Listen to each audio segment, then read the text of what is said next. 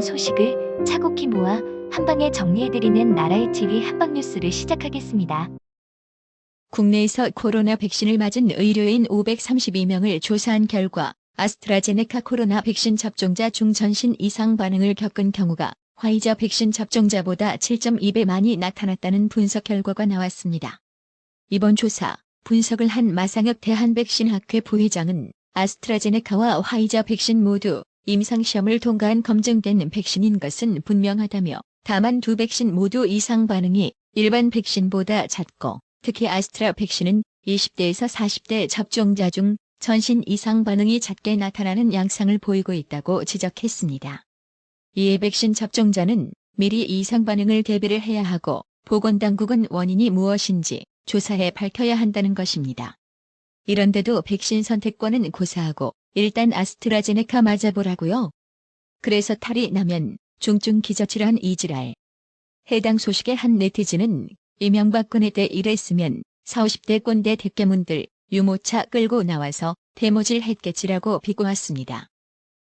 4월 2일에서 7일까지 선거 투표 기간 여론조사 공표 금지 직전에 쏟아진 여론조사 묶음 소식입니다. 내년 3월 대통령 선거에서 정권이 바뀔 것이라고 생각하는 여론이 더 많은 것으로 나타났습니다. 정당 지지도에서도 제1야당인 41.1% 국민을 이미 여당인 더불어민주당 29.8%를 크게 앞섰습니다. 특히 40대를 제외한 모든 연령층에서 정권 교체 전망이 높게 나온 데다 중도층의 60.3%가 정권 교체를 전망하는 등 정권 교체 가능성에 더욱 힘이 실리는 모양새입니다. 서울신문이 현대리서치에 의뢰해 여론조사 공표 금지 직전인 지난달 30일에서 31일 실시한 여론조사에 따르면 내년 대선에서 정권이 바뀔 것이라는 응답이 58.6%로 여당 후보가 당선될 것 31.9% 의견보다 압도적으로 높았습니다. 차기 대선 후보 선호도 여론조사에서 윤석열 전 검찰총장이 1위에 올랐습니다. 3월 4일 검찰총장직을 던진 후 지지율이 급등한 것으로 나타났습니다. 여권 주자인 이재명 경기지사와 이낙연 전 더불어민주당 대표는 지난 3월 조사 이재명 28.0%, 윤석열 21.8%에 비해 소폭 하락하며 윤석열 전 총장 뒤를 이었습니다. 일요신문이 여론조사기관 조원 CNI에 의뢰해 전국 18세 이상 유권자를 대상으로 3월 28일부터 3월 30일까지 사흘간 여론조사 공표 금지 기간 이전에 실시한 여론조사에 따르면 윤석열 전 총장이 지지율 42.5%로 차기 대선 후보 선호도 1위에 올랐습니다. 지난 3월 4일 발표한 같은 조사에서 21.8%로 2위를 기록한 윤석열 전 총장은 한 달 만에 20.7%포인트 급등했습니다. 윤석열 전 총장 뒤는 24.0% 이재명 경기도지사가 이었습니다. 이재명 지사는 3월 조사에서 28%로 윤석열 전 총장의 6.2%포인트 앞서 있었습니다. 하지만 이번 조사에서 4.0%포인트 하락하며 순위가 2위로 내려앉은 것은 물론 윤석열 전 총장과의 격차도 18.5%피로 벌어졌습니다. 이낙연 전 더불어민주당 대표는 11.4%로 순위 변화 없이 3위를 기록했습니다. 지난 3월 14.3%에 비해 2.9%피 소폭 하락한 수치입니다.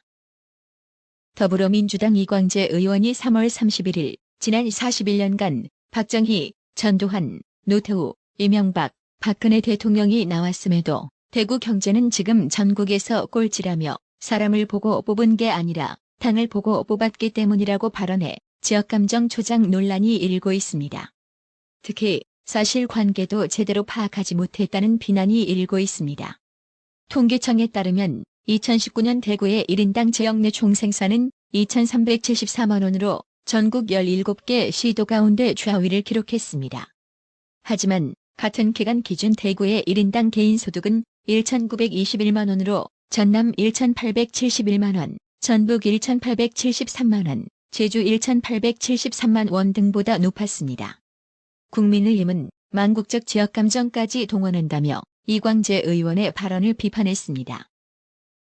권영진 대구시장 역시 1일 이광재 더불어민주당 의원의 대구 관련 발언에 대해 분노하며 대구 땅에 발 들여놓을 생각 말아야 할 것이라고 비난했습니다.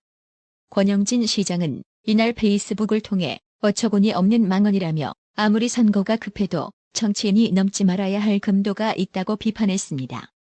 권영진 시장은 대구 시민의 선택과 판단을 자신의 정파적 이해득실에 따라 함부로 재단해 대구를 비하하고 지역주의를 선거에 이용하려는 행태는 나라를 망치는 구태 정치의 전형이라고 강조하며 민주당 소속 단체장들의 성범죄로 시작된 보궐선거에 대해 반성하기는커녕 네거티브 선거전으로 진흙탕 싸움을 만들더니 통하지 않자 영남을 갈라쳐서 지역주의를 선거에 이용하려는 모렴치를 서슴지 않고 있다고 비판했습니다. 그렇습니다. 여기서 정신 살짝 나간 이광재에게 한번 물어보고 싶네요. 아니 그래서 전라도는 정당만 보고 뽑지 않아서 야권 국민의힘 국회의원이 한 명도 없는 건가요? 그런 소리 하기 전에 전라도 가서 지역 타파 설교 좀 하고 다니던가. 분명 특정 지역에 기댄 소속 정당의 이광재가 할 말은 아닌 겁니다. 강민진 청년정의당 대표는 1일 전월세 5% 상한제 관련법 통과를 20여일 앞두고 아파트 임대료를 대폭 올린 더불어민주당 박주민 의원을 향해 거지 갑박주민은 이제 어디 있냐며 깊은 실망을 느낀다고 강하게 비판했습니다. 세월호 변호사로 이름을 알린 박주민 의원은 의정활동을 하면서 부수스한 차림으로 쪽잠을 자는 모습 등이 화제가 돼 거지 갑이라는 별명이 붙었습니다. 박주민 더불어민주당 의원은 자신이 보유한 아파트 월 임대료를 작년 7월 임대차 3법 통과 직전 9% 올린 것이 논란이 되자 시세보다 싸게 계약했다는 취지로 해명했습니다. 그런데 박주민 의원이 그 당시 체결한 아파트 임대료 계약은 그 당시 시세 평균으로 나타났다며 조선비즈가 팩트체크 기사를 게재했는데요. 조선비즈는 박주민 의원의 해명대로라면 보증금 1억 원 기준으로 월 임대료가 205만 원인 계약이 있어야 하지만 그런 계약은 없었다. 작년 2월 계약건인 보증금 4천만 원에 월 임대료 200만 원을 보증금 1억 원으로 환산해도 월 임대료는 188만 원이었다고 반박했습니다. 조선비즈는 그러면서 박주민 의원은 임대차 3법 통과 하루 전인 작년 7월 29일에는 국회 법제사법위원회 전체 회의에서 법이 시행되기 전에 법 적용을 예상하고 미리 월세를 높이려고 하는 시도가 있을 것이라는 발언을 소개하며 박주민을 확실하게 저격했는데요. 진짜 좌파 이중성의 끝은 어디까지일까요? 해당 소식에 네티즌들은 너도 참 불쌍하다. 그러게 그딴 법은 왜 만들어서 국민들 분란 일으키고 고통을 주냐? 4% 더 먹으니 살림 좀 나아졌나라며 여러분 월세를 185만 원 받는 집주인이 거지 코스프레 하면서 백팩 메고 배지 주렁주렁 달면서 국회의원 하고 있습니다. 이게 좌파의 민낯이다라고 비꼬았습니다. 결국 논란이 지속되자 박주민이는 박영선 민주당 서울시장 후보 캠프 홍보 디지털 본부장직을 사임한다고 밝혔는데요. 해당 소식에 네티즌들은 의원 사퇴가 아니라 캠프 사퇴? 크크크크. 의원직 사퇴를 해라. 위선자가 법사위에 앉아 지적질하는 꼴 보기 역겹다고 힐난했습니다. 박영선 더불어민주당 서울시장 후보가 1일 집중 유세 현장에서 선거권이 없는 미성년자를 유세차에 올려 지지 연설을 하게 했습니다. 공직선거법에 따르면 미성년자는 선거운동을 할 수 없어 논란이 예상되는데요. 해당 소식에 네티즌들은 진짜 엉성하다. 이런 것도 제대로 못하는데 서울시장 일은 어찌하려고라고 비꼬았습니다.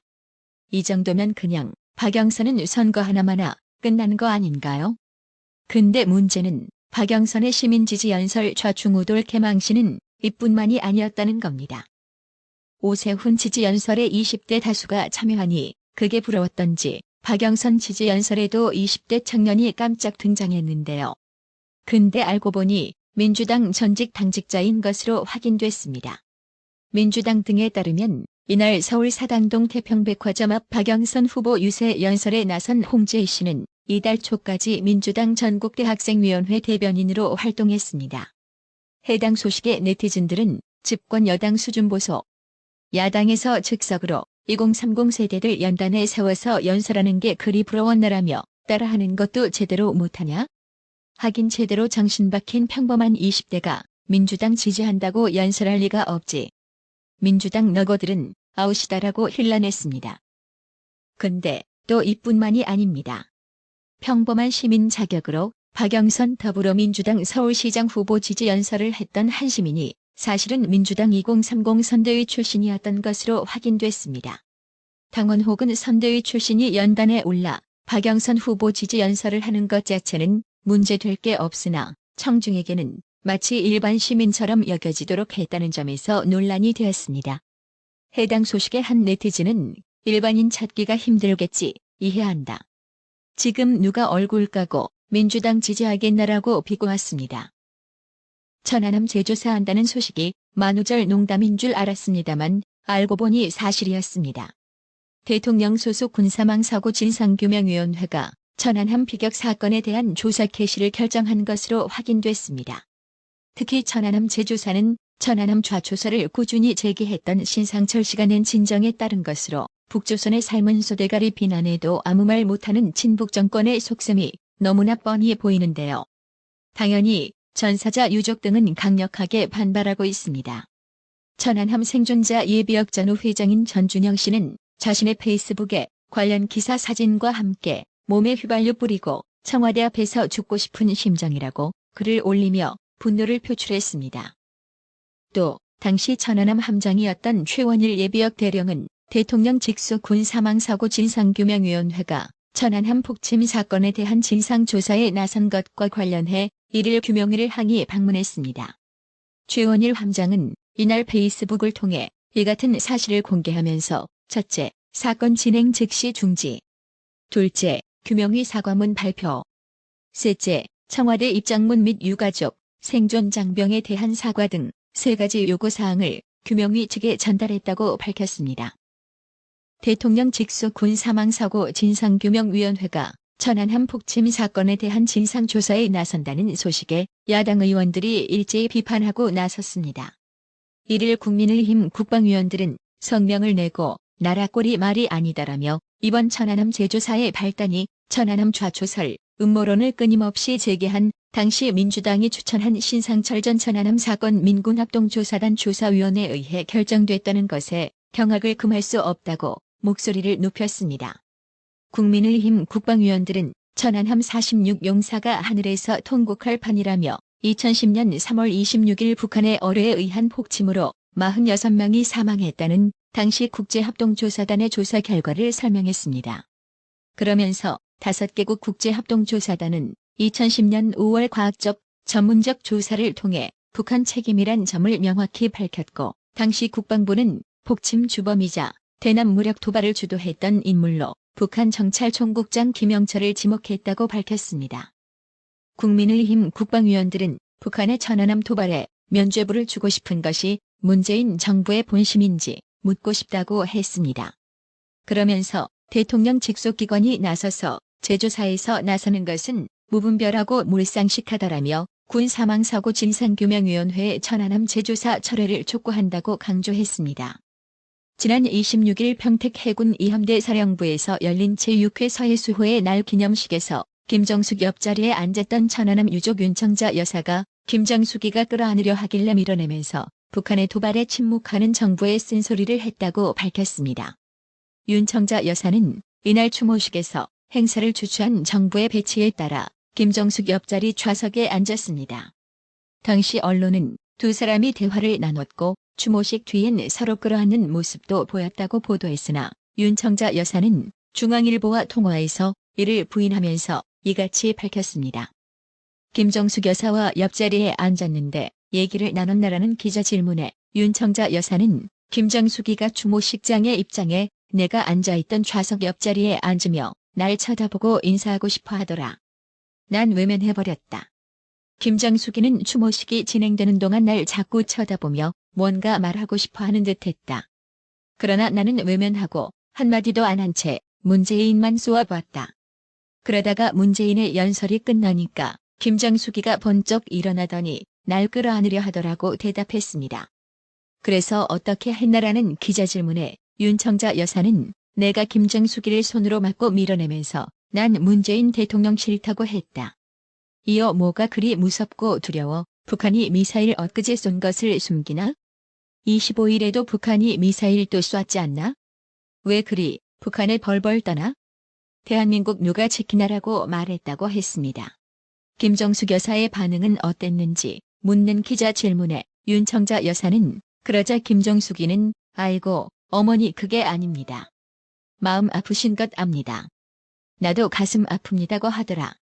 그러면서 날 끌어안으려는데 내가 밀어내 끌어안는 게 안 되니까 내 등을 쓰다듬으며 미안하다고 말한 듯하다. 난 그런 사실도 몰랐는데 뒤에 남들이 알려줘서 알았다고 했습니다. 참고로 윤청자 여사는 지난해 서해수호의 날 기념식에서 분향 중이던 문재인에게 다가가 천안함 폭침 누구의 소행인지 말씀 좀 해달라. 느그니의 한을 풀어달라고 돌발 질문을 던졌습니다. 그러자 문재인은 작은 목소리로 북한 소행이란 정부 입장에 변함이 없다고 말했습니다. 당시 김정숙이는 문재인 뒤에 서 있다가 윤청자 여사가 돌발 질문을 하자 그 상황을 지켜봤었습니다. 천안함 폭침으로 순국한 고민평기 상사에 모친인 윤청자 여사는 유족 보상금 등으로 받은 1억 원과 국민성금으로 받은 898만 8천 원 등 총 1억 898만 8천 원을 해군에 기부했습니다. 해군은 이 성금으로 적을 직접 타격할 수 있는 기관총을 사 천안함과 동급인 함정에 설치했습니다. 애초 해군은 민평기 기관총으로 명명할 계획이었으나 윤청자 여사는 천안함으로 희생된 46명의 순국 열사 모두를 기릴 수 있게끔 316이 더 의미가 있다고 사양해 3.16 기관총으로 명명됐습니다. 해당 소식에 네티즌 무려 9,600여 명 이상이 좋아요를 클릭했는데요. 네티즌들은 나도 문재인 싫다. 정권 교체가 답이다라는 반응을 보였습니다. 그러게요. 작년에는 천안함 폭침은 북한 소행이다라고 윤청자 여사에게 말해놓고는 올해 천안함 폭침 재조사한다고 뒤통수나 때리는 이런 좌파 친북 정권 반드시 심판해야 마땅하겠지요. 나라의 TV는 구독료 후원으로만 운영 유지되고 있으니 구독자님들의 따뜻한 정성이 필요합니다. 항상 뉴스 전달 방식에 노력하는 나라의 TV가 되겠습니다. 구독 그리고 알람 설정, 뉴스 영상 내용이 좋았다면 좋아요를 클릭해주세요.